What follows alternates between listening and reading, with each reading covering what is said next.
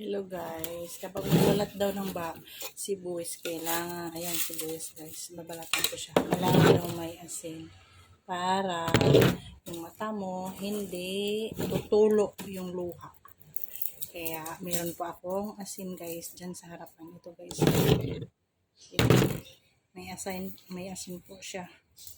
Kailangan po kasi para hindi ka iiyak. Kaya subukan ko nga guys. Kasi may nagsabi sa akin na asin daw para hindi iiyak. Kaya sinubukan ko ngayon kung totoo ba. Kaya subukan natin guys ha. Samahan nyo ako ngayon. Para gagawin nyo din. Okay? Pag magbabalat kayo ng sibuyas. Ito na nga guys. Ang dami kasi sibuyas dito guys. So, ibabulok na kasi guys. Kaya uubusin ko ito pagbalat. Dito po ako nagtatambay guys. Yung alaga ko nandoon po sa school. Uuwi po ako sa bahay ng alaga ko. Sa hapon na po. Dito po ako nagtatambay. Tumutulong ako sa lahat ng mga gawain dito. Kasi wala naman akong gagawin. Kaya nandito ako ngayon. Nagbabalat ng sibuyas. Guys,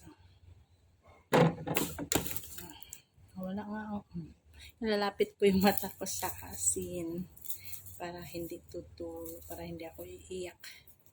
Kasi madalas talaga ba guys, pag nagbabalat ka ng sibuyas, talagang iiyak ka.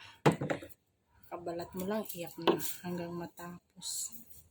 Kaya ngayon, totoo nga pala guys, hindi talaga tumutulo luha ko guys.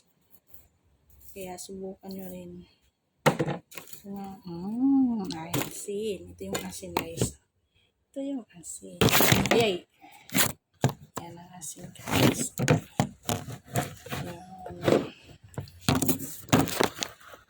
Yan asin. Ito yung sibuyas. Yan balatan ko.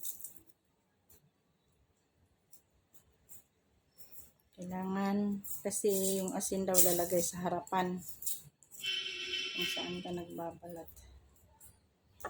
Kaya ito na guys. Tapos na.